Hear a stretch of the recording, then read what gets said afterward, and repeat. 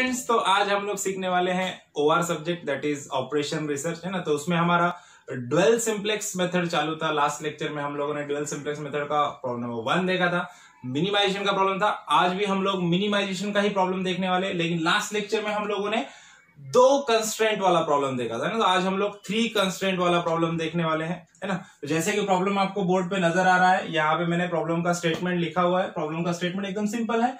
Equation दिया है हम लोग को ऑब्जेक्टिव फंक्शन का minimisation z is equal to x1 plus 2x2 plus 3x3 subjected to constraint. 3 constraint है यहाँ पे, 3 इक्वेशन से आपको दिख रहा है 2x1 minus x2 plus x3 greater than equal to 4, x1 plus x2 plus 2x3 is less than equal to 8 and x2 minus x3 is greater than equal to 2, है ना।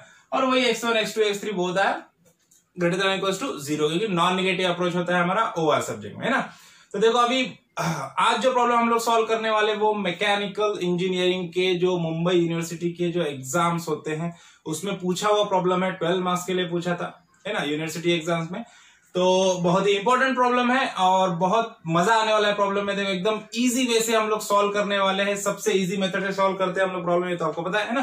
तो चलो स्टार्ट करते हैं प्रॉब्लम का स्टेटमेंट यहाँ पे हम लोगों ने लिखा है। मिनिमाइजेशन का प्रॉब्लम है, सेम प्रोसीजर होने वाला है। अगर आप लोगों ने मेरा फर्स्ट प्रॉब्लम इसका ड्यूअल सिंप्लेक्स मेथड का फर्स्ट प्रॉब्लम अगर नहीं देखा है तो डिस्क्रिप्शन में मैंने लिंक दिया हुआ है, पहले फर्स्ट प्रॉब्लम देख लो, है ना, उसके बाद ये प्रॉब्लम देखना तो आपको अच्छे से समझ में आएगा। ओके, तो चलो स्टार्ट करते हैं प्रॉब्लम। सब में पहले फर्स्ट स्टेप क्या है हमारा सोल्यूशन में, हम लोग को क्या करना है। सब में पहले एज इट इज पहले हम लोग को z का इक्वेशन लिख देना है। यहाँ पे ऐसे लिख देना है, minimisation z is equal to x1 plus 2x2 plus 3x3। Okay, ये इक्वेशन एज इट इज लिख दिया, कोई माइनस बीनस कुछ करने की जरूरत नहीं है, इसको हाथ नहीं लगाना है।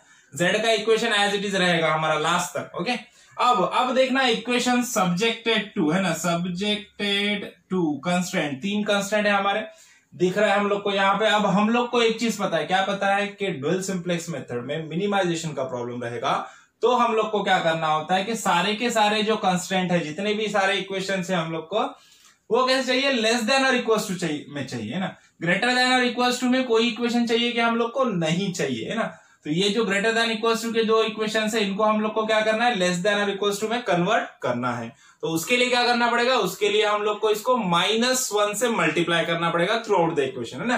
तो सबसे पहले इक्वेशन नंबर 1 को माइनस से मल्टीप्लाई करते हैं इसको, तो क्या हो जाएगा, देखो 2x1 है तो क्या हो जाएगा यहाँ पे -2x1, है ना, -x2 है, -x2 का क्या हो जाएगा +x2, साइन चेंज हो जा रहे हैं, देखो प्लस x3 का क्या हो जाएगा -x3, और ये देखो ये ग्रेटर देन इक्वल टू अब क्या हो जाएगा, it is converted into less than और इक्वल टू, और ये इज इक्वल, इसके आगे क्या है यहाँ पे, सोल्यूशन क्या है इसका 4 है, 4 का क्या हो जाएगा यहाँ पे -4 हो जाएगा, +4 का -4 हो जाएगा। अब देखो इक्वेशन नंबर 2 देखो, ये ऑलरेडी लेस देन और इक्वल टू में, है ना। तो already less than equal to में, तो इसको कुछ भी करने की जरूरत है क्या, नहीं है, उसको एज इट इज लिख दो सिर्फ नीचे, क्या आ जाएगा x1 plus x2 plus 2x3 less than और इक्वल टू 8। ओके, अब इक्वेशन नंबर 3 देखो, इक्वेशन नंबर 3 यहाँ पे ग्रेटर देन इक्वल टू है, इसको माइनस से मल्टीप्लाई करना है। देखो तो -x2 का क्या +x2 है तो इसका क्या हो जाएगा -x2, -x3 का क्या हो जाएगा +x3, है ना। अब less than equal greater than equal to का क्या हो जाएगा, लेस देन इक्वल टू, यहाँ पे +2 है तो क्या आ जाएगा -2, है ना। और वही रहेगा हमारा x1, x2, x3 both are greater than equal to 0, non negative approach है ना। तो चलो अभी ये तीनों के तीनों इक्वेशंस, हमारे सारे इक्वेशंस हम लोग को लेस देन इक्वल टू में मिल गए, राइट है। अब नेक्स्ट स्टेप क्या करना है, नेक्स्ट स्टेप होता है हमारा स्लैक वेरिएबल्स ऐड करना है हम लोग को, है ना। तो स्लैक वेरिएबल्स ऐड करना है, S1 S2 S3 ऐड करना है हम लोग को। तो उसके लिए क्या करेंगे हम लोग, उसके लिए यही इक्वेशंस को वापस से यूज करेंगे। z का इक्वेशन हमारा एज इट इज रहेगा, इसमें कुछ चेंजेस होगा क्या, नहीं होगा, है ना। क्या होगा, सिर्फ स्लैक वेरिएबल्स ऐड हो जाएंगे ना। तो यहाँ पे इक्वेशन में क्या लिख देंगे हमें, +0s1 +0s2 +0s3, है ना। कोएफिशिएंट सबके 0 रहेंगे। 3 इक्वेशंस है हमारे, इसलिए S1 S2 S3 3 slack variable add हो जाएंगे। ओके, तो अब देखो, अब इक्वेशंस की बारी, इक्वेशंस लिखना है हम लोग को। समय पहला इक्वेशन क्या है हमारा, -2x1 plus x2 minus x3 है ना। अब देखो अब ये अब यहाँ पे क्या होगा, ये इक्वेशन नंबर 1 है हमारा, तो यहाँ पे क्या होगा, फर्स्ट स्लैक वेरिएबल ऐड होगा दैट इज S1 ऐड होगा यहाँ पे, प्लस S1 लिखना है सिर्फ हम लोग को, है ना। S2 S3 कुछ नहीं लिखना है, सिर्फ प्लस S1 आ जाएगा फर्स्ट इक्वेशन में। अभी देखो ये लेस देन इक्वल टू का सिंबल क्या हो जाएगा, इज इक्वल टू में कन्वर्ट हो जाएगा, है ना। आगे क्या है, -4 एज इट इज -4 लिख दो, है ना। ये बन गया हमारा इक्वेशन नंबर 1। इस तरह से अब इक्वेशन नंबर 2 देखो, है ना। इक्वेशन नंबर 2 क्या है हमारा, x1 plus x2 plus 2x3। अब देखो ये इक्वेशन नंबर 2 है, तो यहाँ पे क्या हो जाएगा, सेकंड स्लैक वेरिएबल ऐड होगा S2 ओनली आएगा ना, और ये लेस देन इक्वल टू का सिंबल इज इक्वल टू में कन्वर्ट हो जाएगा, तो इज इक्वल टू यहाँ पे क्या है 8, तो यहाँ पे आ गया 8, ये हो गया हमारा इक्वेशन नंबर 2। अब लास्ट वाला इक्वेशन नंबर 3 यहाँ पे लिख दो, क्या आ जाएगा, -x2 plus x3, slack variable add कर दो, प्लस S3 आएगा यहाँ पे, लेस देन और इक्वल टू का सिंबल चेंज होके इज इक्वल टू हो जाएगा, क्या है आगे, -2, है ना। तो ये हो गया हमारा इक्वेशन नंबर 3 हो गया बराबर। तो तीनों इक्वेशंस हम लोग को मिल गए, इक्वेशन नंबर 1 2 3। अब यहाँ पे क्या लिखना है हम लोग को, अब यहाँ पे हम लोग को लिखना है x1, x2, x3। अब स्लैक वेरिएबल भी ऐड हो गए तो उनको भी लिख दो, so S1, S2, S3 both are greater than equal to 0, है ना।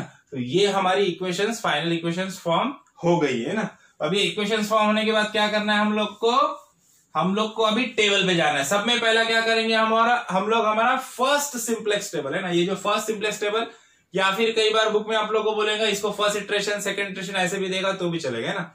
लेकिन इसको फर्स्ट सिंपलेक्स टेबल क्यों बोलेंगे, क्योंकि डायरेक्टली हम लोग को इक्वेशन से पूरे वैल्यूज के मिलते हैं, इसको हम लोग को कैलकुलेशन नहीं करना पड़ता है ना, इसके लिए हम लोग इसको फर्स्ट सिंपलेक्स टेबल बोलेंगे। इटरेशन यहां से स्टार्ट होता है जहां पे कैलकुलेशन होता है, एग्जैक्टली। ओके चलो, तो फर्स्ट सिंपलेक्स टेबल है हमारा, यहाँ पे हम लोग को फिलअप करना है डाटा। सब में पहले हम लोग ये जो सीजे रो है, सीजे रो को फिलअप करेंगे। सीजे रो के नीचे आपको यहाँ पे बेसिक वेरिएबल लिखे हुए दिख रहे हैं ऑलरेडी, देखो x1 x2, ये जो कॉलम है ये प्रॉब्लम में नहीं होता है ना, ये टेबल मैंने ऑलरेडी बना के रखा हुआ है ताकि हमको हमारा टाइम वेस्ट ना हो, है ना। ये आपको खुद से बनाना होता है ना, याद रखना है ये टेबल कैसे बनाना है। ओके तो देखो अब ये x1 x2 x3 s1 s2 s3 सारे के सारे जो वेरिएबल्स है, सीजे मतलब क्या हमारा जो z का इक्वेशन है ना, ऑब्जेक्टिव फंक्शन।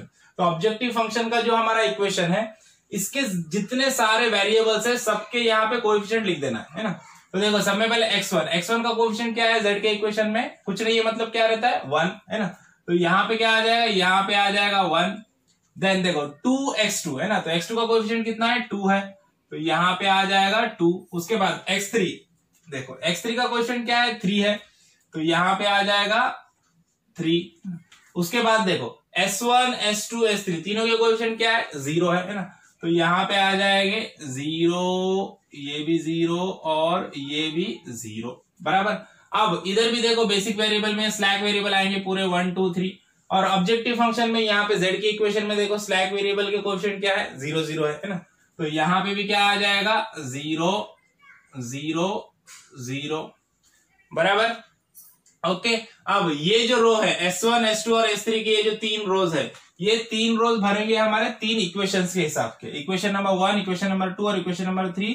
इनके जो सारे कोएफिशिएंट्स है x1 x2 x3 और s1 s2 s3 के, वो वैल्यूज यहाँ पे 1 2 3 में आ जाएंगे, है ना। तो चलो हम लोग इक्वेशंस के कोएफिशिएंट लिखते हैं। सब में पहले फर्स्ट इक्वेशन देखते हैं हम लोग। फर्स्ट इक्वेशन में देखो x1 का कोएफिशिएंट कितना है, -2 है ना, तो यहाँ पे आ जाएगा -2। उसके बाद देखो x2 का कोएफिशिएंट क्या है, कुछ नहीं है, मतलब 1, कैसा है, +1 है ना। उसके बाद देखो यहाँ पे क्या है, -x3, x3 के साथ कुछ नहीं है, मतलब 1, लेकिन ये यहाँ पे साइन कैसा है, माइनस है, इसलिए क्या आएगा, -1 आ जाएगा। उसके बाद देखो यहाँ पे स्लैक वेरिएबल एक ही है, सिर्फ s1 है ना, तो सिर्फ s1 है, तो s1 के साथ +1 आएगा। s2 और s3 क्या हो जाएंगे, 0 है ना। अब इज इक्वल टू के आगे क्या है, -4 है, तो ये -4 की वैल्यू आएगी सोल्यूशन के कॉलम में, है ना, तो यहाँ पे सोल्यूशन के कॉलम में आपको लिख देना है -4। ओके इक्वेशन नंबर 1 कंप्लीट हो गई, रो भी कंप्लीट हो गई। अब सेकंड रो पे जाते हैं हम लोग, s2 रो में देखेंगे सेकंड इक्वेशन के कोएफिशिएंट लिखना है।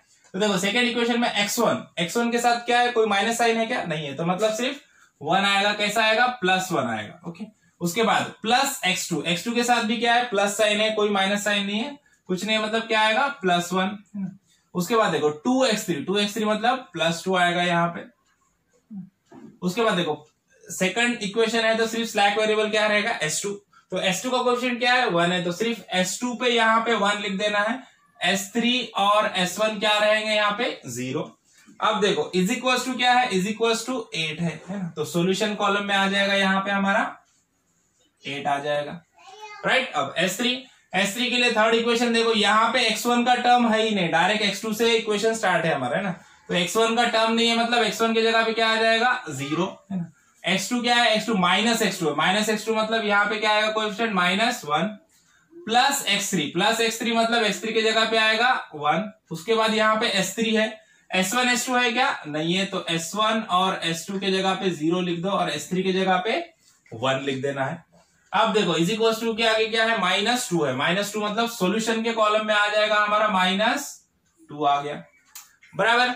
अब देखो अब ZJ के इक्वेशन बनाना है आप लोगों को, ZJ कैसे लिखना है, ZJ का कॉलम देखो, मैंने लास्ट प्रॉब्लम अगर आप लोगों ने देखा रहेगा तो आपको पता रहेगा कि ZJ कॉलम में सारा का सारा ये 0 0 0 0 और 0 आने वाला है, और ये भी 0 ही आने वाला है ना।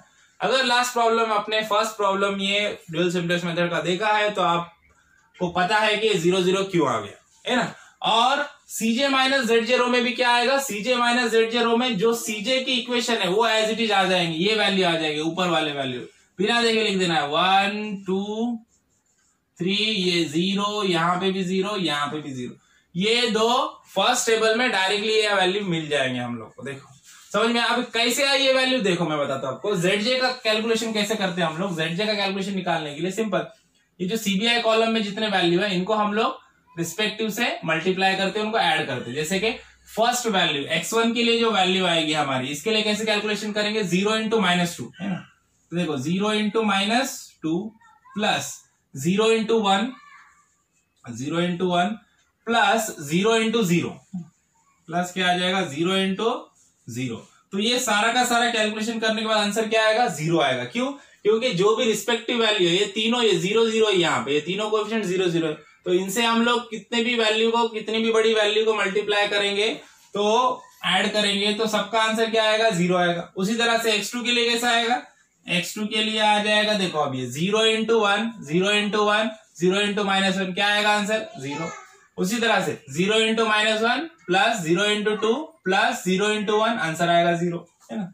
वैसे 0 into 1 0 into 0 0 into 0 answer 0, 0 into 0 0 into 1 0 into 0 answer 0, 0 into 0 0 into 0 and 0 into 1 answer 0 आएगा। ओके, अब देखो ZJ का वैल्यू तो सारा 0 आ गया, क्यों आया, कैसे आया, पता चल गया।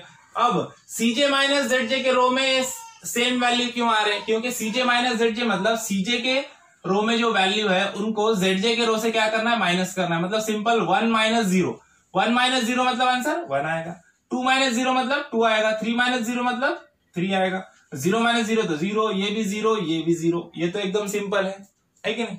सेकंड थर्ड स्टैंडर्ड में किया हम लोगों ने सब्सट्रैक्शन, वो तो हम लोग को आता है ना। तो इस तरह से हमारा फर्स्ट सिंप्लेक्स टेबल पूरा का पूरा कंप्लीट यहाँ पे हो गया है ना। अब बारी है की रो फाइंड आउट करने की और इंटरिंग वेरिएबल फाइंड आउट करने की, है ना। तो देखो सब में पहले हम लोग देखते हैं कि की रो कौन सा है, की रो। तो उससे पहले भी हम लोग एक चीज जान लेते हैं कि भाई ये जो हम लोग कैलकुलेशन कर रहे हैं ड्यूल सिंप्लेक्स मेथड में वो कहां तक करेंगे, है ना। फर्स्ट प्रॉब्लम देखा तो आपको पता है, लेकिन फिर भी मैं यहाँ पे बता देता हूं कि कहां तक कैलकुलेशन करना है, कितने इटरेशन सॉल्व करते जाना है, ऑप्टिमैलिटी का कंडीशन क्या है ना।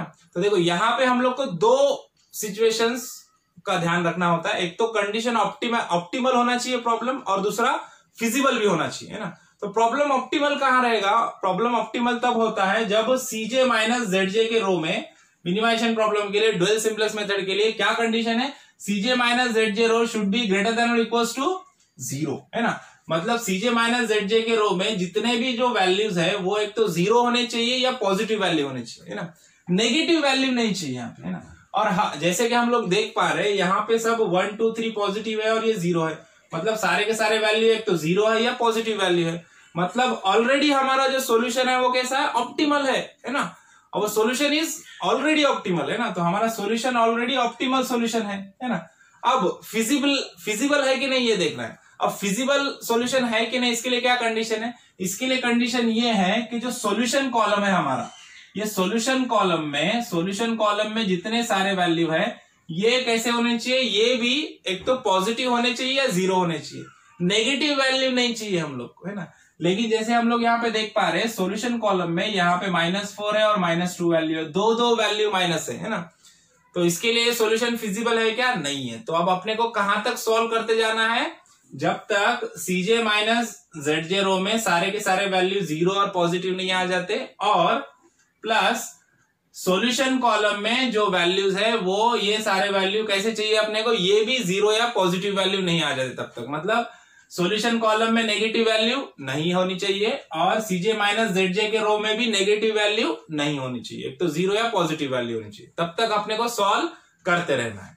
ओके, समझ में आया, क्लियर है। अब यहाँ पे तो नेगेटिव वैल्यू है, तो अब अपने को क्या करना है, सब में पहले अपने को की रो मिलेगा, है ना। की रो का क्या कंडीशन है, की रो कौन सा होता है, अब देखने का सॉल्यूशन कॉलम में देखना है जो मोस्ट नेगेटिव वैल्यू है, मतलब नेगेटिव वैल्यू में जो बड़ा आंकड़ा है ना। तो यहाँ पे नेगेटिव में -2 और -4 दो वैल्यू है ना।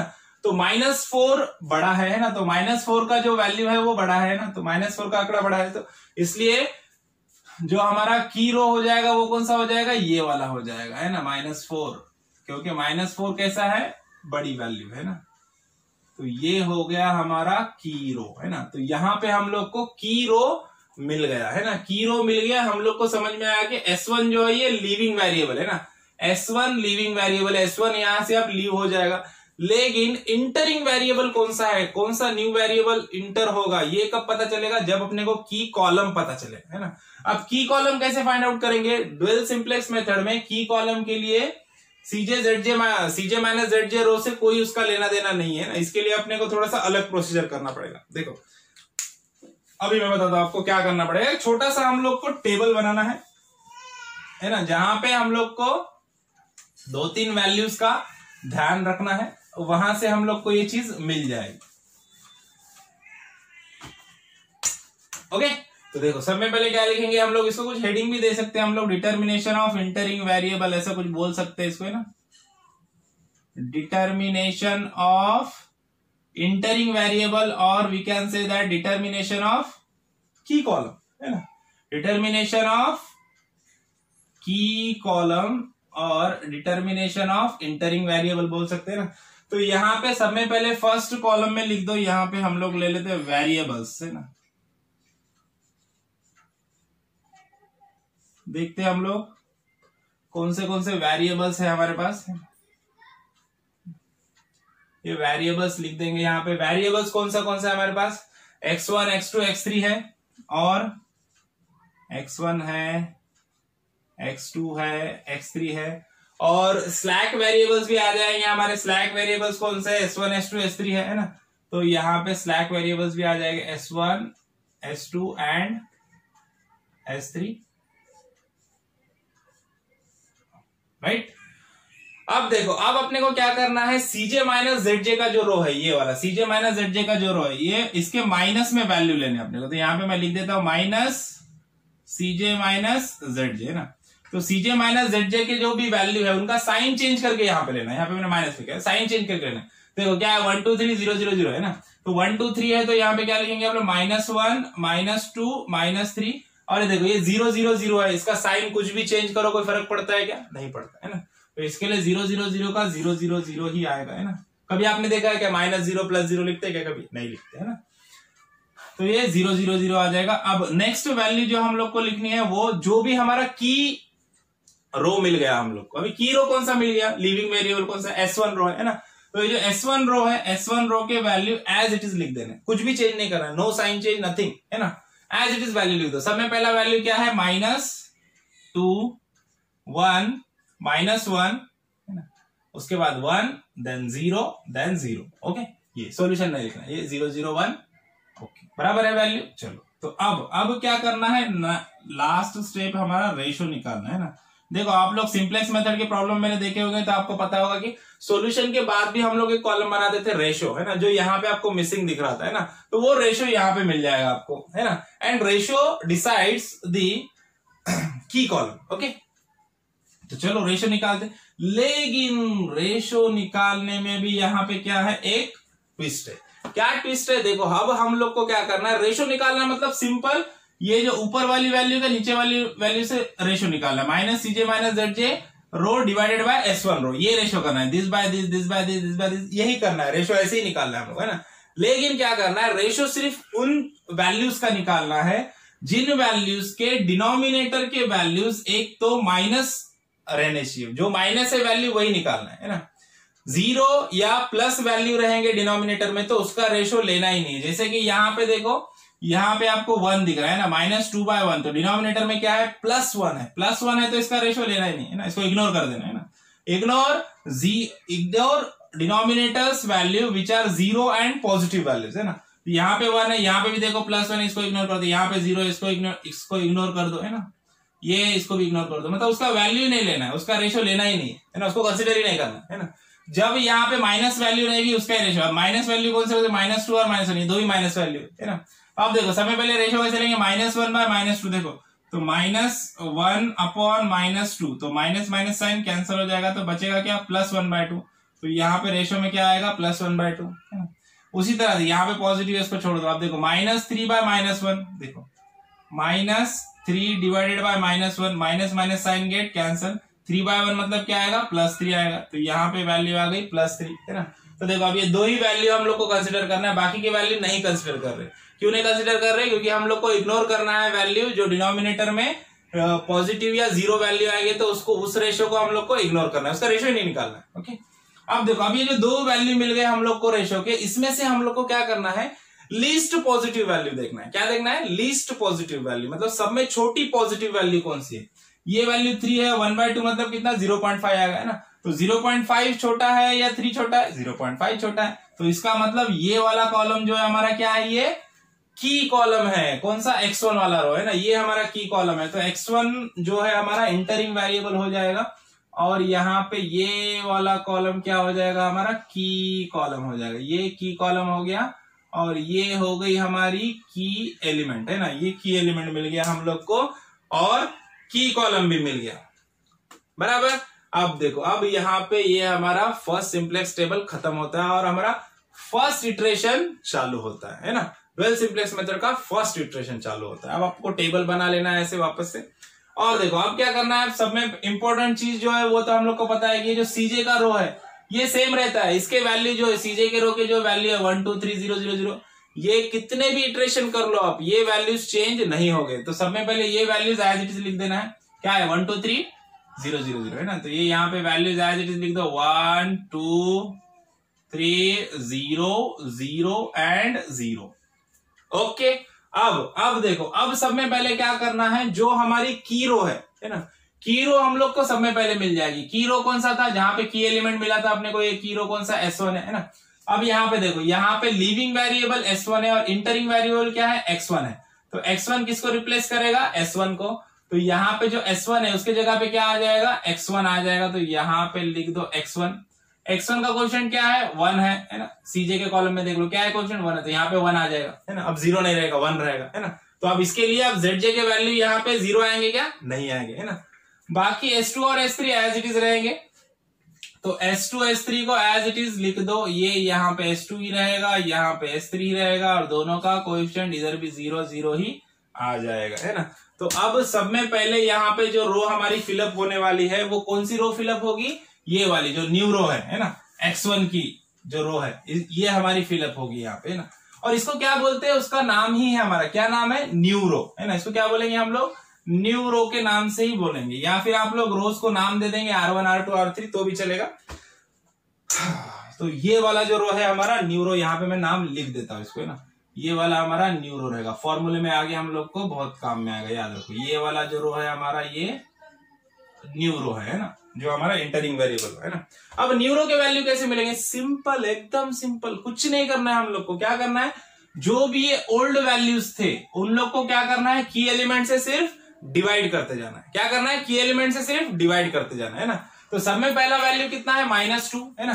तो देखो सब में पहला किसके लिए कर रहे हैं हम लोग, X1 के लिए, X1 के लिए कर रहे हैं। सब में पहला वैल्यू है -2 और की एलिमेंट ऑलरेडी -2 है ना। तो -2 डिवाइडेड बाय -2 क्या आएगा, 1 आएगा, है ना। तो यहाँ पे पहला वैल्यू आ गया हमारा 1। देन उसके बाद देखो सेकंड वैल्यू क्या है, 1 है ना। तो x2 के लिए देखो ओल्ड वैल्यू कितना है x2 के लिए, x2 के लिए ओल्ड वैल्यू है 1 और की एलिमेंट कितना है -2, तो 1 डिवाइडेड बाय -2, तो आंसर क्या आएगा -1/2। तो यहाँ पे x2 की जगह पे क्या आ जाएगा -1/2। उसके बाद x3 का वैल्यू देखो, x3 का ओल्ड वैल्यू कितना है -1 है ना। तो x3 के लिए क्या आ जाएगा वैल्यू -1 डिवाइडेड बाय -2, तो माइनस माइनस साइन कैंसिल हो जाएगा, आंसर क्या आ जाएगा 1/2। कैसा आएगा +1/2 है ना। तो यहाँ पे लिख देंगे हम लोग +1/2। अब S1 रो के लिए देखो, S1 कॉलम के लिए देखो, S1 के लिए वैल्यू क्या आएगी, S1 का ओल्ड वैल्यू क्या था 1, तो 1 डिवाइड बाय की एलिमेंट कितना है हमारा -2 है ना।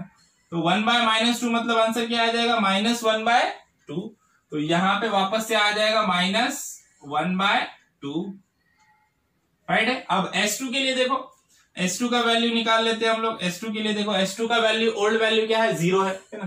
तो देखो 0 डिवाइडेड बाय -2 मतलब आंसर क्या आएगा यहाँ पे 0 ही आ जाएगा। अगेन यहाँ पे भी S3 में भी 0 है ना। तो S3 में भी 0 है, तो यहाँ पे क्या हो जाएगा 0 डिवाइड बाय -2 मतलब 0 है ना। तो यहाँ पे भी हम लोग को 0 लिख देना है। अब लास्ट बचा हमारा सॉल्यूशन। सॉल्यूशन का वैल्यू देखो, सॉल्यूशन में देखो, सॉल्यूशन में ओल्ड वैल्यू कितना था -4 है ना। तो देखो -4 डिवाइड बाय की एलिमेंट कितना है -2, तो माइनस माइनस कैंसिल हो गया। 4/2 क्या आएगा आंसर 2 +2 है ना। तो सॉल्यूशन कॉलम में आ जाएगा आपका वैल्यू 2 +2 आ गया। ओके, तो चलो इस तरह से हमारा जो न्यू रो है वो कंप्लीट हो गया हमारा, है ना।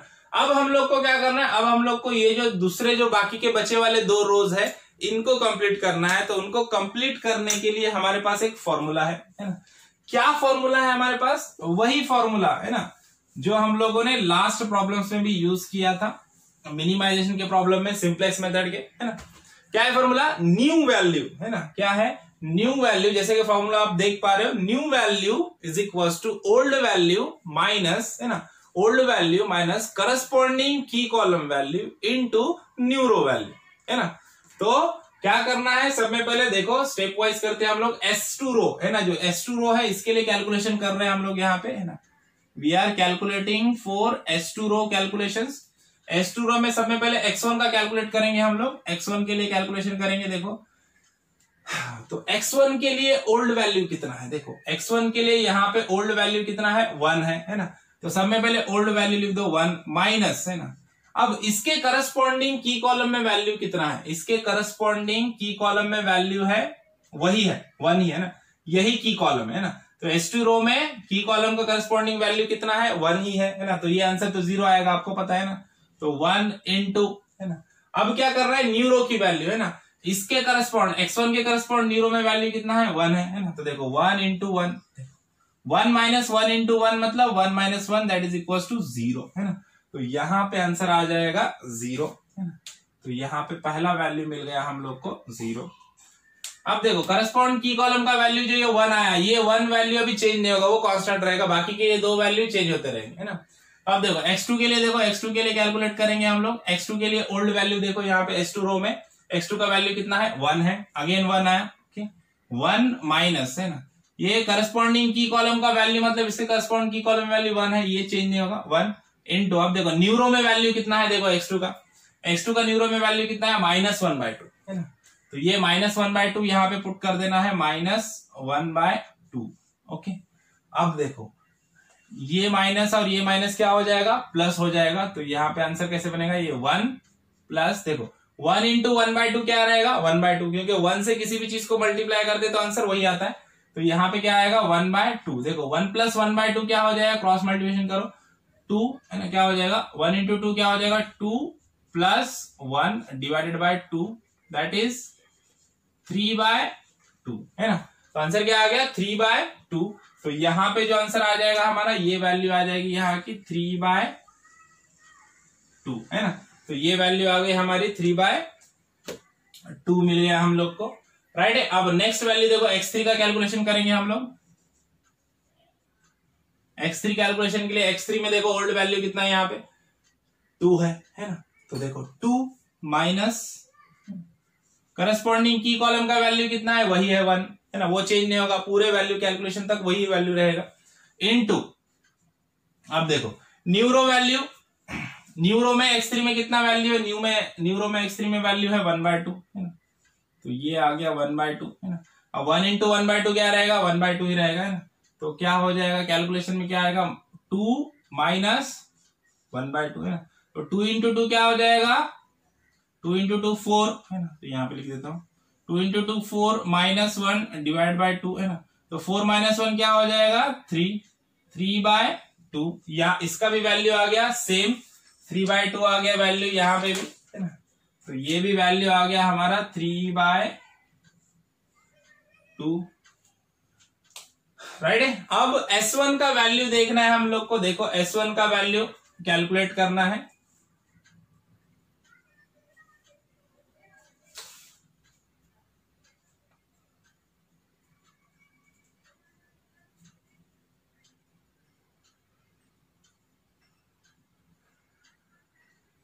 S1 का वैल्यू कैलकुलेट करते हैं हम लोग अभी।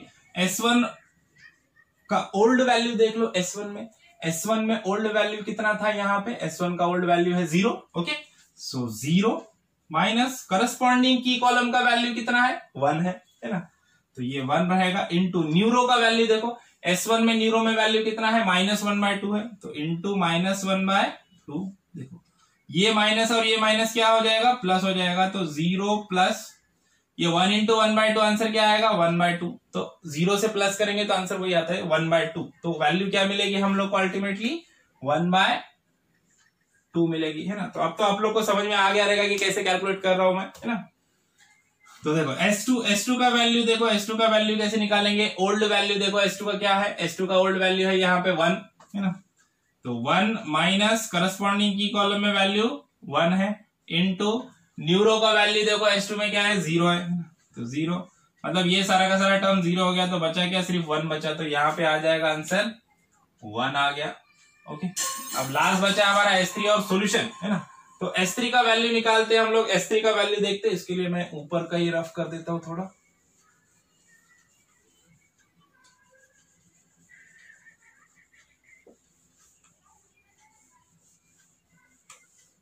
ओके, तो चलो S2 हो गया, अभी S3 का कैलकुलेशन करते हैं हम लोग। S3 का ओल्ड वैल्यू देखो, S3 का ओल्ड वैल्यू कितना है 0 माइनस करस्पॉन्डिंग की कॉलम का वैल्यू 1 इंटू न्यूरो में देखो, न्यूरो में S3 में क्या था 0 था, है ना।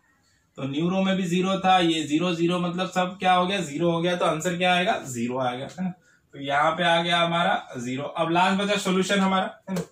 तो देखो सॉल्यूशन में देखो ओल्ड वैल्यू कितना है, सॉल्यूशन में ओल्ड वैल्यू S2 रो में सॉल्यूशन में ओल्ड वैल्यू कितना है 8 है ना। तो 8 माइनस करस्पॉन्डिंग की कॉलम का वैल्यू 1 इंटू न्यूरो में वैल्यू कितना है 2 है। तो देखो क्या हो जाएगा 8 minus 2 that is equal to 6, कैसा आ गया +6, तो यहाँ पे आ गया हमारा ये 6 आ गया, राइट है। देखो S2 रो का पूरा कैलकुलेशन हमारा कंप्लीट हो गया। अब सेम वे हम लोग को S3 रो का भी कैलकुलेशन करना है, तो चलो फटाफट कैलकुलेट करते हैं। S3 रो के लिए कैलकुलेशन करते हैं सेम वे में, है ना।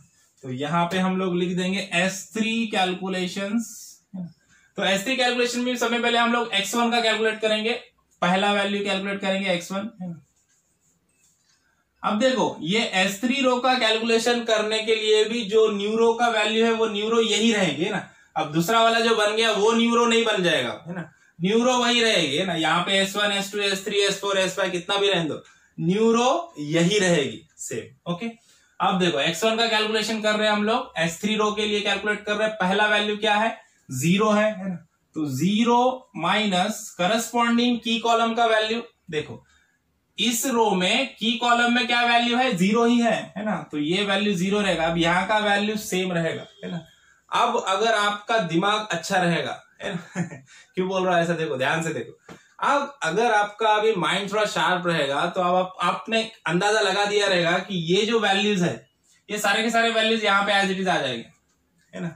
क्यों आएंगे, क्योंकि देखो अब ये जो वैल्यू है करस्पॉन्डिंग की कॉलम का वैल्यू है ये थ्रू आउट कैलकुलेशन में सेम रहने वाला है ना। अब 0 से मैं ये न्यूरो के वैल्यू यहाँ पे ऐड हो गए, इंटू देखो न्यूरो का वैल्यू क्या है यहाँ पे X1 में 1 है ना, इंटू 1 करूंगा। अब ये 0 से इसको मल्टीप्लाई करूंगा, ये तो सारा 0 हो गया, जो पहली जो वैल्यू मैंने लिखा वही वैल्यू आंसर में आएगी, है ना। तो इसका मतलब जो S3 रो, ये जो रो के जितने वैल्यू है वो एज इट इज वैल्यू यहाँ पे आने वाले, है ना। कैसे आएंगे मैं करके बताऊं। देखो 0 माइनस 0 इंटू 1 आंसर क्या आ गया 0, है ना। तो ये यहाँ पे आ गया 0। अब देखो ये मैं डायरेक्टली लिख देता हूँ, -1 1, है ना, ये वैल्यू लिख रहा हूं मैं, ना। -1 1, उसके बाद क्या है 0 0 देन 1, देन सोल्यूशन इज -2, है ना। अब देखो अब क्रॉस चेक भी कर लेते हैं हम लोग, है ना। x2 के लिए देखते हैं, x2 के लिए प्रोसीजर वाइज कर रहे हैं हम लोग। x2 का ओल्ड वैल्यू देखो, S3 रो में x2 का old value -1, okay. -1 minus corresponding की कॉलम का वैल्यू क्या है 0 है, इनटू न्यू रो का वैल्यू क्या है -1/2, है ना। अब देखो यहाँ पे -1/2 रहो या 2 लाख रहो या 2 करोड़ रहने दो, 2 मिलियन रहने दो, क्या फर्क पड़ता है। 0 से उसको मल्टीप्लाई करेंगे आंसर क्या होगा 0, है ना। तो बचा क्या, जो यहाँ पे वैल्यू लिखा पहला वाला, जो ओल्ड वैल्यू मैं लिख रहा हूं वही बचा ना, है कि नहीं। तो अल्टीमेटली यहाँ पे क्या आएगा आंसर इसका -1 ही आएगा, है ना।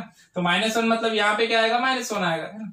तो उसी तरह से x3 रो के लिए अगर हम लोग देखेंगे तो ओल्ड वैल्यू कितना है, ओल्ड वैल्यू है 1 हमारा, माइनस करस्पॉन्डिंग की कॉलम का वैल्यू अगेन 0 ही है, वो तो चेंज नहीं होगा क्योंकि पूरे के पूरे रो के कैलकुलेशन के लिए अब ये करस्पॉन्डिंग की कॉलम वैल्यू 0 ही रहेगा, इनटू देखो न्यू रो का वैल्यू कितना है x3 के लिए 1/2, अगेन ये पूरा 0 हो गया, ये टर्म क्या है ये 1 का 1 ही रहेगा, तो यहाँ पे 1 आ गया। अब अगेन S1 के लिए भी देखो, S1 के लिए भी सेम यहाँ पे 0 है ना। S3 का वैल्यू क्या है 0 है, तो 0 माइनस करस्पॉन्डिंग की column value 0 into new row value -1/2, ये सारा 0 हो गया, बचा क्या ये 0 बच गया, है ना। उसी तरह से S2 के लिए भी ओल्ड वैल्यू कितना है 0 है ना? तो 0 माइनस करस्पॉन्डिंग की column value 0 into new row value कितना है 0 है, ये सारा का सारा 0 हो गया, है ना। उसी तरह S3 रो के लिए, S3 के लिए ओल्ड वैल्यू कितना है 1 है, देखो तो 1 माइनस करस्पॉन्डिंग की कॉलम का वैल्यू 0 इंटू न्यू रो का वैल्यू कितना है, न्यू रो का वैल्यू भी 0 ही है ना। ये 0 0 होगा, बचा क्या 1 बच गया, है ना। सॉल्यूशन के लिए भी सेम, सॉल्यूशन में ओल्ड वैल्यू कितना है 8 है हमारा, नहीं सॉरी -2 है ना, ये -2 है, तो -2 माइनस करस्पॉन्डिंग की कॉलम का वैल्यू 0 इंटू न्यू रो का वैल्यू कितना है सॉल्यूशन में 2 है, ये सारा 0 हो गया, बचा क्या आंसर -2, तो यहाँ पे आ गया -2, है ना। समझ में आ गया। चलो अब ZJ का वैल्यू हम लोग को निकालना है, ZJ कॉलम का कैलकुलेशन करना है। अब देखो अब यहाँ पे ZJ का वैल्यू सारा का सारा 0 आएगा क्या, नहीं आएगा, क्योंकि यहाँ पे ये तीनों के तीनों वैल्यू 0 है क्या, नहीं ये 1 है यहाँ पे, है ना। तो इसलिए यहाँ पे मैं लिख देता हूं ZJ कैलकुलेशंस। ZJ कैलकुलेशन के लिए सबसे पहले x1 का कैलकुलेट करेंगे हम लोग, तो x1 का कैलकुलेशन करेंगे तो सबसे पहले वैल्यू क्या आएगी, देखो 1 into 1 plus 0 into 0 plus 0 into 0, है ना, ऐसे लिखना 1 into 1 plus 0 into 0 plus 0 into 0, तो आंसर क्या आएगा 1 आ जाएगा, है ना। तो x1 का वैल्यू आ गया यहाँ पे, ये वैल्यू आ गया हमारा 1, बराबर। अब तो आपको समझ में आ गया होगा सिर्फ फर्स्ट का ही कैलकुलेट करना है, ये 0 से मल्टीप्लाई करेंगे तो बाकी के दो तो चले जाएंगे ना, उसको कैलकुलेट करने की जरूरत ही नहीं, सिर्फ 1 into this 1 into this 1 into this करेंगे हम लोग। तो अपने को यहां से समझ में आ रहा है कि जो ZJ का रो है वो एज इट इज x1 का जो रो है, न्यू रो के जो वैल्यू है जितने सारे, वही वैल्यू यहाँ पे आएंगे, है कि नहीं, वही वैल्यू यहाँ पे आने वाले हैं, है ना। तो देखो अभी फिर भी मैं कैलकुलेट करके बताता हूं आपको, समय पहले 1 into -1/2 1 into -1/2 plus 0 into 3/2 plus 0 into -1,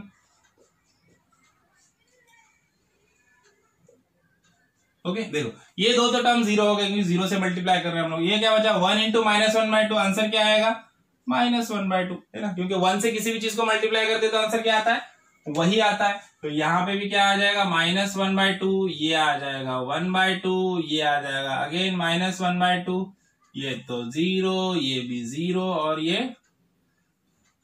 खैर सॉल्यूशन हम लोग अभी नहीं निकालेंगे, जब तक फिजिबल नहीं होता तब तक सॉल्यूशन हम लोग नहीं निकालेंगे, ओके। अब देखो इसी तरह से ये x2 का हो गया, अब x3 का मैं करके बताता हूँ। x3 का भी देखो वापस क्या होगा, x3 के लिए 0 into 1/2 sorry 1 into 1/2 plus 0 into 3/2 plus 0 into 1 है ना। तो देखो ये दोनों 0 हो गए, बचा क्या 1 इंटू 1/2 मतलब 1/2 बचा। तो इसी तरह से सिमिलर वे में यहाँ पे -1/2 आएगा, इधर 0 इधर 0 आएगा। अब ये सॉल्यूशन का वैल्यू भी हम लोग को निकालना होता है ZJ के लिए, लेकिन कब निकालना है पता है, जब आंसर फाइनल हो गया तब, है ना। मतलब जब CJ माइनस ZJ का रो और सॉल्यूशन के रो में पूरे के पूरे पॉजिटिव वैल्यू रहेंगे, 0 या पॉजिटिव वैल्यू रहेंगे, तभी वो वैल्यू निकालना है, क्योंकि हमारा फाइनल आंसर में आएगा। ओके, तो चलो अब क्या करना है, अब नेक्स्ट हम लोग को CJ माइनस ZJ का वैल्यू निकालना है। CJ माइनस ZJ मतलब CJ के कॉलम में क्या है 1 है, 1 माइनस 1 क्या है आंसर 0। और इसे देखो 2 माइनस 1/2, देखो यहां पे करता हूं मैं 2 माइनस 1/2, तो क्या होगा 2 इंटू 2 4 माइनस 1/2 दैट इज 3/2 है ना। तो यहां पे आ जाएगा 3/2। सेम वे देखो 3 माइनस 1/2, एक मिनट 2 माइनस 1/2 है ना, माइनस माइनस 1/2 तो प्लस हो जाएगा। 2 माइनस ये माइनस 1/2 है ना, तो ये क्या हो जाएगा प्लस हो जाएगा, माइनस माइनस क्या होगा साइन प्लस हो जाएगा। तो 4 + 1 क्या हो जाएगा 5 है ना। तो यहाँ पे आंसर आ जाएगा हमारा 5/2 है ना। तो ये वाला जो आंसर रहेगा ये 5/2 रहेगा। देखो कैलकुलेशन बहुत ध्यान से करना, एकदम संभल के, बहुत मिस्टेक्स हो सकते हैं कैलकुलेशन में, प्लस माइनस के मिस्टेक्स होते। अब नेक्स्ट वाला वैल्यू ये वाला x3 का वैल्यू देखो, x3 के वैल्यू के लिए क्या करेंगे हम लोग 3 माइनस 1/2। तो देखो यहाँ पे 3 माइनस 1/2 तो क्या हो जाएगा 2 इंटू 3 6 माइनस 1/2 दैट इज 5/2 है ना। देखो ये भी वैल्यू आ गई हमारी 5/2। अब ये वाला वैल्यू देखो 0 माइनस -1/2, देखो अगेन क्या होगा यहाँ पे 0 माइनस -1/2, तो माइनस माइनस क्या हो जाएगा प्लस हो जाएगा, तो आंसर क्या आएगा +1/2 है ना। तो यहाँ पे आ गया +1/2। देखो 0 माइनस 0 ये भी 0, 0 माइनस 0 ये भी आ गया 0 है ना। अब देखो अगेन CJ माइनस ZJ की रो पूरी की पूरी हमारी ऑप्टिमल है, मतलब यहाँ पे एक भी नेगेटिव वैल्यू नहीं है, सारे के सारे 0 या फिर पॉजिटिव वैल्यू है, ये ऑप्टिमल है, मतलब सॉल्यूशन हमारा ऑप्टिमल है। फिजिबल है क्या देखेंगे, कैसे देखेंगे, सॉल्यूशन के कॉलम में हम लोग को सारे के सारे वैल्यू 0 या पॉजिटिव चाहिए, तो यहाँ पे सारे के सारे वैल्यू 0 या पॉजिटिव हम लोग को नहीं नजर आ रहे हैं। यहाँ पे 2 वैल्यूज पॉजिटिव है बट ये वैल्यू -2 है, मतलब हमारा सॉल्यूशन अभी भी फिजिबल नहीं हुआ है, मतलब हम लोग को अभी सेकंड इटरेशन के लिए जाना पड़ेगा। ओके चलो नेक्स्ट इटरेशन के लिए जाते हैं, सेकंड इटरेशन के लिए। उससे पहले हम लोग को क्या करना पड़ेगा, की रो और की कॉलम फाइंड आउट करना पड़ेगा, इंटरिंग वेरिएबल और लीविंग वेरिएबल फाइंड आउट करना पड़ेगा। तो सब में पहले की रो फाइंड आउट करते हैं हम लोग। की रो के लिए क्या रहता है, सॉल्यूशन कॉलम में जो मोस्ट नेगेटिव वैल्यू है, जो नेगेटिव बड़ा वाला आंकड़ा है, सब में बड़ा वाला नेगेटिव वैल्यू है वो लेना है। यहाँ पे एक ही नेगेटिव वैल्यू है तो ज्यादा सोचने की जरूरत नहीं है। इसका मतलब ये वाला जो है हमारा, ये है हमारा की रो है ना, तो ये वाला आ गया हमारा की रो। तो यहां से हम लोग को समझ में आ गया कि ये जो S3 है ये हमारा लीविंग वेरिएबल है, S3 लीविंग वेरिएबल है। अब इंटरिंग वेरिएबल कौन सा है, इंटरिंग वेरिएबल निकालने के लिए हम लोग को वापस से सेम प्रोसीजर करना पड़ेगा, वही जो अभी हम लोगों ने किया था प्रीवियस इटरेशन से पहले। तो चलो यहां पे लिख देते हैं हम लोग डिटर्मिनेशन ऑफ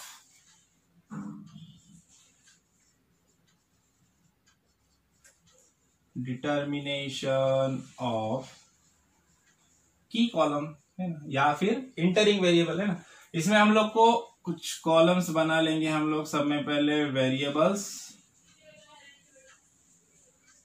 जितने भी वेरिएबल्स है हमारे वो सारे के सारे यहाँ पे लिख देंगे हम लोग। ओके देन उसके बाद हम लोग को -CJ माइनस ZJ ये वैल्यू निकालनी है, जो CJ माइनस ZJ जो भी कॉलम है हमारा उसके माइनस में वैल्यू निकालनी है। उसके बाद जो लिविंग वेरिएबल का रो है हमारा कौन सा, S3 रो के वैल्यू यहाँ पे लिख देंगे, S3 रो के वैल्यू लिख देंगे यहाँ पे है ना। और लास्ट वाला आएगा हमारा रेशो, यहाँ पे हम लोग को रेशो लेना है। ओके चलो तो सब में पहले वेरिएबल्स लिख देते हैं हम लोग का, x1 x2 x3 s1 s2 and s3 right. चलो चलो चलो चलो करते फटाफट। ओके अब x1 x2 x3 CJ minus ZJ, CJ minus ZJ का ये वाला कॉलम है हमारा, ये वाला रो है, इस रो के जितने सारे वैल्यू है सबके सब यहाँ पे लिखना है, साइन चेंज करके लिखना है, प्लस है तो माइनस, माइनस है तो प्लस। ओके, अब देखो 0 है, 0 का साइन चेंज करने की जरूरत नहीं, एज इट इज लिख दो। उसके बाद 5/2 है तो यहाँ पे लिखेंगे हम लोग -5/2 है ना। x2 की जगह पे यहाँ पे 5/2 है तो हम लोग लिखेंगे -5/2 है ना। S1 की जगह पे क्या है 1/2 तो लिखेंगे हम लोग -1/2। S2 और S3 0 0 है तो यहाँ पे भी 0 और यहाँ पे भी 0 लिख दूंगा मैं। ओके, अब S3 का रो, S3 के रो के जो वैल्यू है वो एज इट इज लिखना है, कोई साइन चेंज नहीं, कुछ नहीं, जैसे वैल्यू है as it is put up कर दो है ना। समय मेरे क्या है 0 -1 1, तो देखो 0 -1 1 देन 0 0 1 है ना, तो क्या आएगा 0 0 एंड 1। ओके, सॉल्यूशन की वैल्यू नहीं लिखना है। अब रेशो निकालना है। अब रेशो निकालने में ट्विस्ट है, क्या ट्विस्ट है कि जो भी वैल्यू है, जो भी वैल्यू का रेशो लेने वाले हम लोग क्या लेंगे, ये वैल्यू का ये वैल्यू से रेशो लेने वाले हैं, this value divide by this value है ना, CJ माइनस ZJ का रो डिवाइडेड बाय S3 रो करने वाले है ना। तो इसमें जो भी डिनोमिनेटर के वैल्यू रहेंगे, जो नेगेटिव वैल्यू रहेगी उसका ही हम लोग रेशो लेने वाले, इग्नोरिंग पॉजिटिव एंड जीरो है ना। दोनों भी डिनोमिनेटर में जो पॉजिटिव और जीरो वैल्यू रहेंगे उसको इग्नोर करना है हम लोग है ना। तो देखो यहाँ पे ये, यहाँ पे डिनोमिनेटर में यहाँ पे 0 है, इसको इग्नोर कर दो, यहाँ पे +1 है, इसको इग्नोर कर दो, ये दोनों 0 है, इसको इग्नोर कर दो, यहाँ पे +1 है, इसको इग्नोर कर दो। नेगेटिव डिनोमिनेटर में सिर्फ एक ही वैल्यू है, ये -1, तो इसका रेशो लेना है। देखो क्या करना है, -5/2 डिवाइड बाय -1। अब ये -1 नीचे ऊपर आके उल्टा हो जाएगा, क्या हो जाएगा माइनस, ये माइनस माइनस कैंसिल हो गया, यहाँ पे मैसेज +5/2 इंटू 1/1। अभी 1/1 मतलब वही आएगा आंसर, क्या आएगा 5/2 है ना। तो आंसर आ गया हमारा 5/2, सिर्फ साइन ये माइनस माइनस प्लस हो जाएगा, तो यहाँ पे आ गया 5/2, एक ही पॉजिटिव वैल्यू होगी। अब हम लोग क्या करते हैं, रेशियो में जितने वैल्यू रहेंगे उसमें जो लीस्ट पॉजिटिव वैल्यू रहती है, सब में छोटी जो पॉजिटिव वैल्यू है वो हमारा की कॉलम होता है। बट यहाँ पे एक ही वैल्यू है ना, एक ही वैल्यू है, यहाँ पे दूसरी कोई वैल्यू है क्या, नहीं, एक ही वैल्यू है। तो यही हमारा क्या है, यही हमारा की कॉलम है। मतलब x2 जो है हमारा वो क्या है, ये हमारा इंटरिंग वेरिएबल है x2 है ना।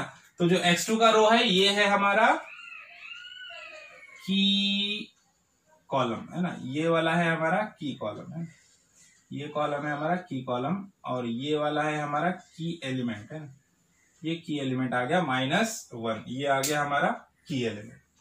समझ में आ गया। तो चलो अब जाते हैं नेक्स्ट इटरेशन। इटरेशन में हम लोग सब में पहले क्या करेंगे, सब में पहले हम लोग हमारा जो इंटरिंग वेरिएबल है उसको ऐड कर देंगे। सब में पहले यहाँ पे देखो x1 और 1 है, ये एज इट इज लिख दो, ये x1 है हमारा है ना, यहाँ पे 1 है।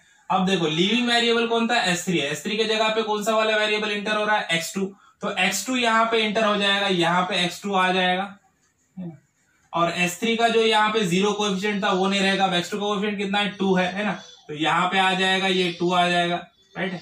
अब S2 एज इट इज रहेगा, यहाँ पे S2 रहेगा, S2 यहाँ पे एज इट इज रहेगा S2, और ये इसका कोएफिशिएंट 0 एज इट इज रहेगा। ओके, तो अब सब में पहले क्या होगा, इंटरिंग वेरिएबल लिविंग वेरिएबल यहाँ पे लिख दिया हम लोगों ने। अब सब में पहले क्या होगा, कौन सा रो हमारा कंप्लीट होने वाला है, न्यू रो। न्यू रो कौन सा रहेगा, ये वाला जो जहां पे की एलिमेंट था है ना, की एलिमेंट किसमें, S3 रो में, मतलब ये x2 रो हमारा सब में पहले कंप्लीट होने वाला है। और x2 रो जो रहेगा ये हमारा न्यू रो रहेगा अब यहाँ पे है ना। तो न्यू रो का क्या काम है ये तो आपको पता ही चल गया अभी है ना, तो इसलिए यहाँ पे ये न्यू रो है हमारा, इसको न्यू रो लिख देते हैं हम लोग। न्यू रो को सब में पहले कंप्लीट करेंगे। क्या है फॉर्मूला न्यू रो कंप्लीट करने के लिए, एकदम सिंपल, क्या करना है, ओल्ड वैल्यूज को की एलिमेंट से डिवाइड करना है, सिंपल है ना। ओल्ड वैल्यूज डिवाइड बाय की एलिमेंट, तो ओल्ड वैल्यूज S3 रो के जितने सारे इनको की एलिमेंट -1 से डिवाइड करना है ना। तो सबसे पहले x1 के लिए करते हैं। देखो x1 के लिए क्या हो जाएगा, ओल्ड वैल्यू कितना है 0 है, तो 0 डिवाइड बाय की एलिमेंट क्या है हमारा, की एलिमेंट है हमारा -1 है ना। तो देखो 0 डिवाइडेड बाय -1, तो आंसर क्या आ जाएगा 0। तो यहाँ पे वैल्यू आ जाएगी, सब में पहली वैल्यू आएगी 0। देन उसके बाद देखो यहाँ पे -1 है ना, तो देखो x2 के लिए क्या हो जाएगा -1 डिवाइडेड बाय -1, तो आंसर क्या आएगा 1 है ना। तो यहाँ पे आ जाएगा 1, जहां पे की एलिमेंट है वहां पे कभी भी न्यू रो में वैल्यू 1 ही आती है। ओके, अब देखो थर्ड वैल्यू क्या है, x3 की 1 है ना। तो देखो x3 के लिए क्या हो जाएगा 1 डिवाइडेड बाय -1, तो आंसर क्या आएगा -1 है ना। तो यहाँ पे आ जाएगा -1। उसके बाद थर्ड वैल्यू क्या है 0 है ना, तो वो तो आंसर 0 आने वाला है, हम लोग को पता है। S1 के लिए क्या हो जाएगा 0 डिवाइडेड बाय -1, तो आंसर आ गया 0। तो यहाँ पे आ गया ये 0। देन उसके बाद देखो नेक्स्ट क्या है, वापस S2 के लिए भी 0 है, तो यहाँ पे भी ये 0 आएगा, 0 डिवाइड बाय -1 0। उसके बाद 1 डिवाइड बाय -1, आंसर क्या आएगा, 1 डिवाइड बाय -1, आंसर आ जाएगा -1। तो यहाँ पे भी आ जाएगा -1। उसके बाद -2 सॉल्यूशन है ना, तो देखो सॉल्यूशन के लिए क्या है, सॉल्यूशन का ओल्ड वैल्यू हमारा -2, तो -2 डिवाइडेड बाय -1, तो आंसर आ जाएगा +2 है ना। तो यहाँ पे सॉल्यूशन का वैल्यू +2 होगा। देखो जो सॉल्यूशन हमारा नेगेटिव था वो यहाँ पे अब पॉजिटिव हो गया है ना, तो यहाँ पे आ गया वैल्यू +2। तो देखो यहाँ पे न्यू रो हमारी पूरी की पूरी कंप्लीट हो गई। अब हम लोग को क्या करना है, x1 रो और S2 रो, x1 और S2 रो, ये दोनों रो को कंप्लीट करना है, फिर हमारा प्रॉब्लम यहाँ पे हो जाएगा कंप्लीट। तो देखो सब में पहले क्या करते हैं हम लोग, सब में पहले अभी x1 रो का कैलकुलेशन करते हैं, x1 रो कैलकुलेशंस। देखो यहां पे लिख देते हैं हम लोग x1 रो कैलकुलेशंस। x1 रो कैलकुलेशन में सब में पहले हम लोग x1 का कैलकुलेशन करेंगे, ये वर्टिकल कॉलम x1 का कैलकुलेशन करेंगे। फॉर्मूला वही हमारा रहेगा है ना, new value is equal to old value minus corresponding की column into new row value है ना। तो देखो ओल्ड वैल्यू क्या है हमारा, यहाँ पे x1 कॉलम में ओल्ड वैल्यू क्या है, यहाँ पे 1 है ना। तो सब में पहले 1 इंटू, अब इस रो में करस्पॉन्डिंग की कॉलम की वैल्यू क्या है, -1/2। अभी -1/2 कांस्टेंट रहेगा, देखो ये -1/2 कांस्टेंट है, इंटू न्यू रो का वैल्यू कितना है, न्यू रो यहाँ पे न्यू रो में x1 में वैल्यू कितना है, 0 है ना। तो इंटू इसको 0 कर दो, तो आंसर क्या आएगा, ये 1 ही रहेगा, ये सारा तो 0 हो गया ना। तो आंसर आ गया हमारा 1। तो यहाँ पे वैल्यू रहेगी हमारी 1, फर्स्ट वैल्यू आ गई हमारी 1 रहेगी। अब x2 के लिए कैलकुलेट करना है, ओल्ड वैल्यू देखो की कॉलम की वही वैल्यू है -1/2 माइनस, यहाँ पे देखो की कॉलम का वैल्यू कितना है -1/2 इंटू न्यू रो में वैल्यू कितना है, न्यू रो में वैल्यू है 1, ये तो 0 होने वाला है हम लोग को पता है ना। देखो ये माइनस माइनस क्या हो गया प्लस, तो क्या हो जाएगा -1/2 + 1/2, तो आंसर क्या आ गया 0 है ना। तो यहाँ पे ये वैल्यू आ जाएगी हमारी 0। अब नेक्स्ट वैल्यू के लिए कौन सा है, x3 का वैल्यू देखो, ओल्ड वैल्यू कितना है, x3 में ओल्ड वैल्यू कितना है, यहाँ पे 1/2 है, प्लस 1/2 माइनस करस्पॉन्डिंग की कॉलम का वैल्यू 1/2 है ना, ये तो कांस्टेंट रहेगा पूरे रो के लिए, इनटू अब देखो न्यू रो में वैल्यू देखो, x3 के लिए न्यू रो में वैल्यू कितना है -1 है। अब देखो अब क्या हो जाएगा 1/2, अब देखो ये माइनस और ये माइनस क्या हो जाएगा प्लस, तो यहाँ पे ये बाहर का माइनस एज इट इज, ये माइनस माइनस अंदर का अंदर प्लस हो गया है ना। तो 1/2 माइनस 1/2, अब देखो 1/2 माइनस 1/2 मतलब वही हो गया प्लस 1/2 माइनस 1/2, तो आंसर क्या आ जाएगा 0। तो देखो यहाँ पे भी वैल्यू आ जाएगी हमारी 0, तो यहाँ पे अगेन 0 आ गया। अब S3 के लिए हाँ, तो S1 के लिए कैलकुलेट करेंगे। अभी S1 के लिए क्या हो जाएगा, ओल्ड वैल्यू, S1 के लिए ओल्ड वैल्यू देखो क्या है -1/2 अगेन, ओके, -1/2 माइनस करस्पॉन्डिंग की कॉलम का वैल्यू -1/2 इनटू न्यू रो में कितना वैल्यू है, देखो इधर S1 के न्यू रो में वैल्यू कितना है, S1 के न्यू रो में वैल्यू है 0 है ना, तो ये 0 मतलब ये सारा का सारा टर्म 0 हो गया, बचा क्या -1/2 बच गया है ना। तो यहाँ पे आ जाएगा -1/2। अब S2 S3 और सॉल्यूशन के लिए भी सेम करना है हम लोग को। देखो सब में पहले S2 के लिए करते हैं, S2 के लिए ओल्ड वैल्यू देखो, S2 के लिए x1 का ओल्ड वैल्यू क्या है 0 है, तो 0 माइनस करस्पॉन्डिंग की कॉलम का वैल्यू 1/2 इनटू, अब देखो न्यू रो में वैल्यू देखो S2 में न्यू रो में वैल्यू क्या है 0 है, देखो ये भी 0, तो देखो ये पूरा सारा टर्म 0 हो गया और ये भी 0 है, तो 0 माइनस 0 आंसर क्या आएगा 0। तो यहाँ पे वैल्यू आ गई हमारी अगेन 0। अब S3 के लिए कैलकुलेट करते हैं हम लोग, ये ऊपर का मिटा देते हैं, ऊपर करेंगे कैलकुलेशंस।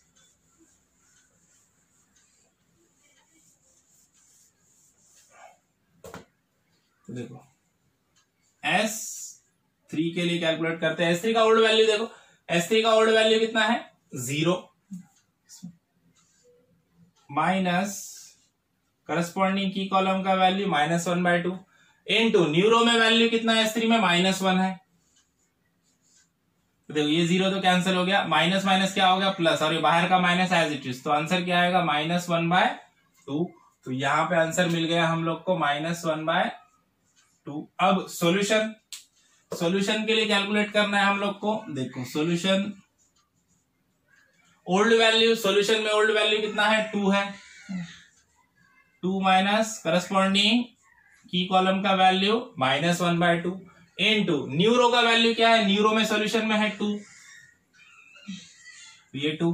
देखो अब ये 2 और ये 2 क्या हो गया, कैंसिल हो गया है ना, तो ये माइनस माइनस क्या हो जाएगा प्लस, तो 2 + 1, तो आंसर कितना आ गया 3 है ना। तो यहाँ पे देखो सॉल्यूशन में आ गया हमारा यहाँ पे 3 वैल्यू आ गया +3।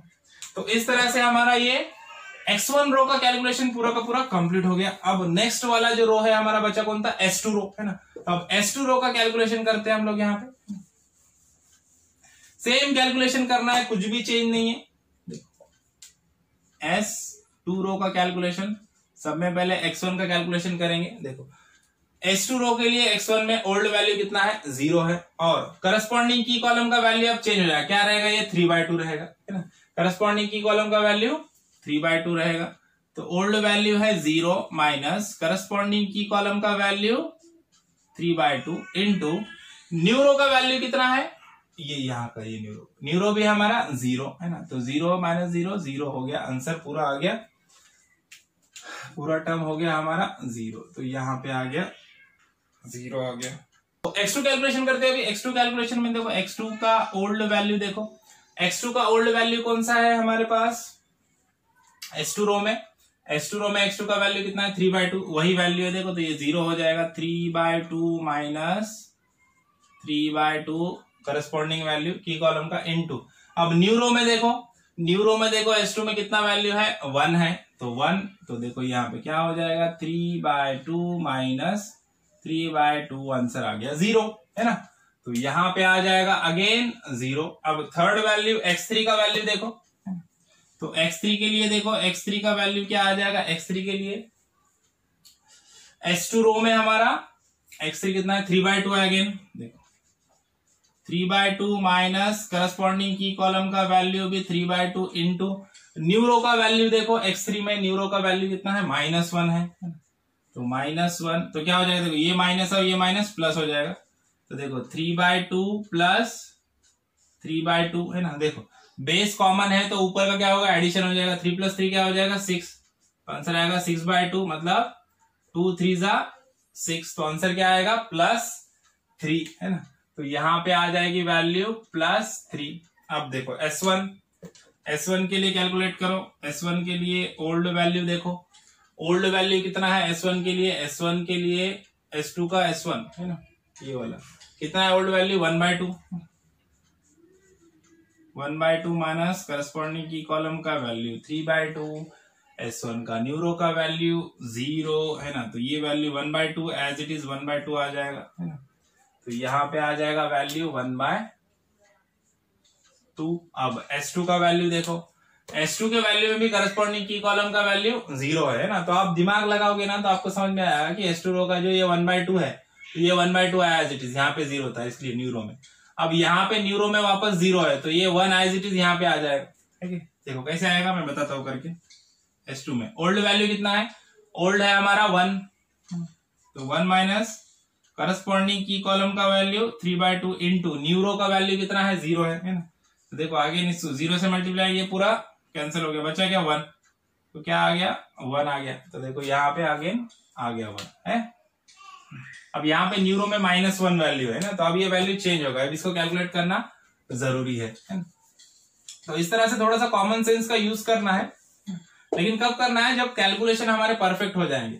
पहले कैलकुलेशंस को अच्छे से परफेक्ट करो, उसके बाद ये सब लॉजिक लगाने का। ओके, तो अब S3 के लिए कैलकुलेट करेंगे हम लोग। S3 के लिए S2 रो में S3 का वैल्यू कितना है 0 है ना, ओल्ड वैल्यू, माइनस करस्पॉन्डिंग की कॉलम का वैल्यू 3/2 इनटू न्यू रो का वैल्यू कितना है -1।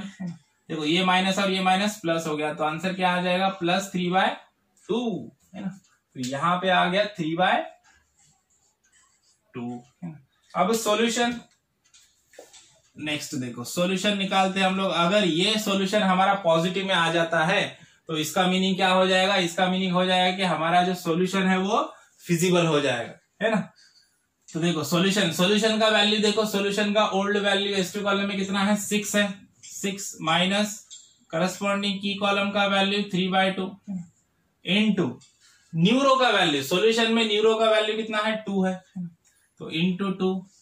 तो देखो यहाँ पे ये 2 कैंसिल हो जाएगा ना, तो आंसर क्या आ जाएगा, 6 माइनस 3, तो आ गया +3। देखो है ना, अब यहाँ पे आ गया +3 आ गया। मतलब देखो सॉल्यूशन के तीनों वैल्यू कैसे है, पॉजिटिव है अभी, है ना। अब अपने को क्या देखना है, सिर्फ CJ माइनस ZJ के रो का वैल्यू क्या आना चाहिए, पॉजिटिव आना चाहिए, तो हमारा सॉल्यूशन यहाँ पे खत्म हो जाएगा, है ना। तो चलो फिर सब में पहले कैलकुलेट करते हैं ZJ, कैलकुलेशंस करते हैं हम लोग, है ना। तो ZJ के कैलकुलेशंस करते हैं। चलो यहाँ पे लिख देते हैं ZJ कैलकुलेशन। सब में पहले x1 के लिए कैलकुलेट करेंगे। हाँ तो देखो यहाँ पे 1 इंटू 1 क्या होगा, 1 इंटू 1 प्लस 0 इंटू 0 और 2 इंटू 0 प्लस 2 इंटू 0। देखो ये तो 0 हो गया, ये भी 0 हो गया। 1 इंटू 1 क्या आ गया, आंसर 1 आ गया। तो x1 के रो में पहला वाला वैल्यू क्या आ गया, 1 आ गया। अब दूसरा वाला वैल्यू देखो ना, 1 इंटू 0 0 इंटू 0, देखो 1 इंटू 0 0 हो गया, 0 इंटू 0 भी 0 हो गया, 2 इंटू 1 क्या हो गया, 2, तो यहाँ पे क्या आएगा 2। उसी तरह से देखो यहाँ पे 1 इंटू 0 0 हो गया, 0 इंटू 3 भी 0 हो गया। अब 2 इंटू -2 है ना, 2 इंटू -1 है ना, 2 इंटू -1 क्या आ जाएगा, -2। अगेन सिमिलर 1 इंटू -1/2, 1 इंटू -1/2 क्या आएगा, -1/2। उसके बाद देखो 0 इंटू 1/2 0 हो गया, 2 इंटू 0 भी 0 हो गया, तो बचेगा क्या, सिर्फ 1 इंटू -1/2। 1 इंटू -1/2 करेंगे तो आंसर क्या आएगा, -1/2 आएगा सिर्फ, है ना। तो यहाँ पे देखो -1/2 आ गया, राइट।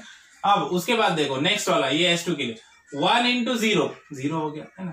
0 इंटू 1 ये भी 0 हो गया, 2 इंटू 0 ये भी 0 हो गया, है ना। तो मतलब ये पूरा आ गया आंसर इसका 0। अब लास्ट वाला 1 इंटू -1/2 है ना, ये इसका -1/2 आंसर आया। देखो 0 इंटू 3/2 ये कट गया, 2 इंटू -2। अब ये इसका कैलकुलेट करना पड़ेगा, कौन सा, S3 के लिए कैलकुलेशन करेंगे हम लोग। देखो सबसे पहले क्या आएगा, 1 इंटू -1/2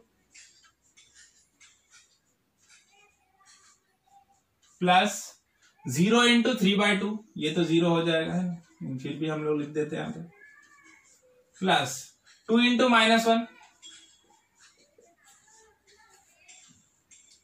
देखो इसका क्या आएगा, -1/2, ये 0 हो गया, इसको हटा दो, प्लस 2 इंटू -1 मतलब ये -2 आ जाएगा, है ना। तो देखो -1/2 -2 क्रॉस मल्टीप्लिकेशन करो, 2 इंटू 2 क्या हो गया 4, -1 -2 इंटू 2 4 डिवाइडेड बाय 2। देखो -1 -4 क्या हो जाएगा, -5/2। तो आंसर क्या आ गया, -5/2। तो यहाँ पे आ गया -5/2। अब ये सॉल्यूशन वाला कॉलम ये भी निकालेंगे, ZJ भी, है ना। अब ZJ की वैल्यू निकालने के लिए ये सॉल्यूशन वाली वैल्यू निकालेंगे हम लोग। देखो 1 इंटू 3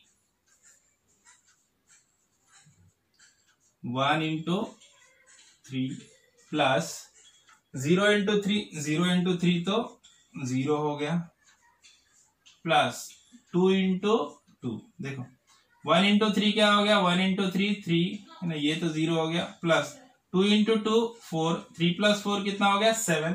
तो देखो यहाँ पे ये वाला जो आंसर आ गया ये 7 आ गया यहाँ पे, है ना। अब रेड पेन से क्यों लिख रहा हूँ, ये क्योंकि ये हमारा आंसर है ना, 7 आ गया। वो Z का जो वैल्यू है, Z का जो भी इक्वेशन रहेगा उसका पूरा आंसर 7 आना चाहिए, है ना। अब देखते हैं हम लोग आगे। अब CJ माइनस ZJ का वैल्यू, ये कॉलम हम लोग को कंप्लीट करना है। देखो CJ माइनस ZJ कैसे करेंगे, CJ 1 माइनस 1 0 है ना, उसके बाद 2 माइनस 2 0, 3 माइनस 2 क्या आएगा 1 है ना, 3 माइनस 2 प्लस 1, 0 माइनस -1/2 है ना। देखो 0 माइनस -1/2 तो क्या हो जाएगा +1/2 है ना, माइनस प्लस हो जाएगा, तो यहाँ पे आ जाएगा +1/2। देखो 0 माइनस 0 0, 0 माइनस -5/2 तो आंसर क्या आ जाएगा +5/2 है ना, क्या आ जाएगा +5/2। तो इस तरह से आप देखोगे तो Cj माइनस Zj का सारा रो आपको कैसे दिख रहा है, 0 या पॉजिटिव वैल्यू है ना, नॉन नेगेटिव है वैल्यू। और सॉल्यूशन के रो में भी देखो 3, 3 और 2, तीनों के तीनों वैल्यू पॉजिटिव वैल्यू आ गए। मतलब हमारा सॉल्यूशन अभी कैसा हो गया, एक तो ऑप्टिमल भी हो गया और फिजिबल भी हो गया, है ना। तो मतलब यहाँ पे प्रॉब्लम हमारा खत्म हो गया, अब आगे और सॉल्व करने की जरूरत नहीं है ना। अब हमारा प्रॉब्लम सही है या नहीं है ये क्रॉस चेक करना है हम लोग को। तो कैसे क्रॉस चेक करेंगे, तो उसके लिए क्या करना है हम लोग को, कुछ नहीं करना, बस एक स्टेप करना है हम लोग को। क्या करना है देखो मैं बताता हूं आपको क्या करना है। हमारी जो z की इक्वेशन थी स्टार्टिंग की प्रॉब्लम की, z की इक्वेशन को यहाँ पे राइट करना है। z इज इक्वल टू क्या था, z is equal to x1 plus 2x2 plus 3x3, ये वाला इक्वेशन था हमारा, है ना। अब जो हमारा लास्ट वाला इटरेशन है, ये वाला लास्ट वाला इटरेशन, यहाँ पे देखो, यहाँ पे x1 मिला हम लोग को, x1 के सॉल्यूशन कॉलम में कितना है 3 है, तो यहाँ पे x1 की वैल्यू मिल गई हम लोग को 3। उसी तरह से यहाँ पे अब s2 है, s2 को नहीं देखना, x2 का वैल्यू मिला कि x2 है, x2 का वैल्यू सॉल्यूशन में कितना है 2 है, तो x2 का वैल्यू हम लोग को 2 मिल गया। अब देखो x3 है क्या, इधर बेसिक वेरिएबल में x3 आया क्या, नहीं आया, है ना। तो इसके लिए x3 का वैल्यू क्या पुट करना है, x3 is equal to 0 put करना है। अभी तीनों की तीनों वैल्यू z के इक्वेशन में पुट करो, तो देखो क्या होता है, z is equal to x1 क्या है हमारा, x1 है हमारा 3 प्लस 2x2, x2 की वैल्यू कितनी है 2 है, तो 2 इंटू x2 की वैल्यू 2 पुट कर दो, और x3 कितना है, x3 0 है, तो 3 इंटू 0 है। तो इसको कैलकुलेट करोगे आप लोग तो आपको z का वैल्यू कितना मिल रहा है, 7 मिल रहा है ना। तो हमारा जो zj का वैल्यू है यहाँ पे कितना आया, 7 आया, है ना। तो इसका मतलब हमारा आंसर क्या है, करेक्ट है। समझ में आया, देखो प्रॉब्लम समझ में आया। मेरा वीडियो अच्छा लगा तो मेरे वीडियो को लाइक कीजिए, चैनल को सब्सक्राइब कीजिए, ज्यादा से ज्यादा आपके फ्रेंड्स को शेयर कीजिए। ओके, तो मिलते हैं नेक्स्ट प्रॉब्लम में, तब तक के लिए थैंक यू, बाय बाय।